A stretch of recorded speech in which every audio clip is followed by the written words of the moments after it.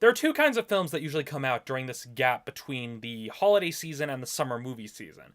You either have the low-budget horror films, or the mid-range pictures meant to kind of generate some award season buzz. This film is an example of the latter.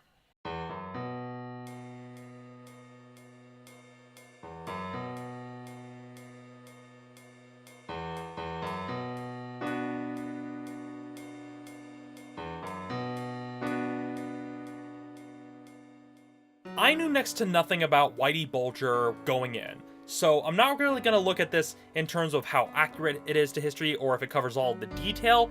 I'm just going to look at how this performs as a film. And to paraphrase Leonard Maltin, you shouldn't be learning all of your history from the movies to begin with. Now, the first thing I noticed was that this film has a very, very slow pace to it. And it made it a little bit difficult to get into at first, but by the time I was at the midway point, I kind of understood why they chose such a slower pace, and that's because you're slowly pulled into the story in the same way that the character of John Connolly is slowly pulled into Whitey Bulger's world with the whole unholy alliance that he, as an agent of the FBI, strikes with Whitey Bulger in exchange for information.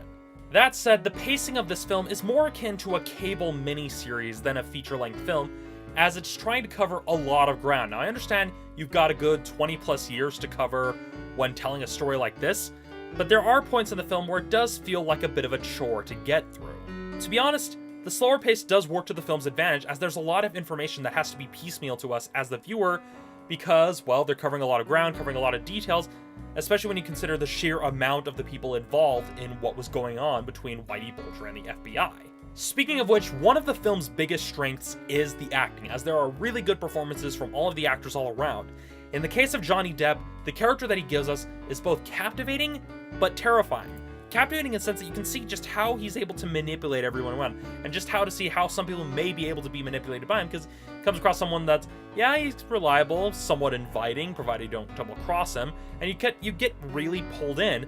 But then, by the later points of the film, you see just how depraved and how twisted he really is, in the sense that, well, he's a sociopath. You see that he's able to, all he's doing is manipulating people, and there's that he's not above getting his hands dirty and basically making informants suffer when they sell him out.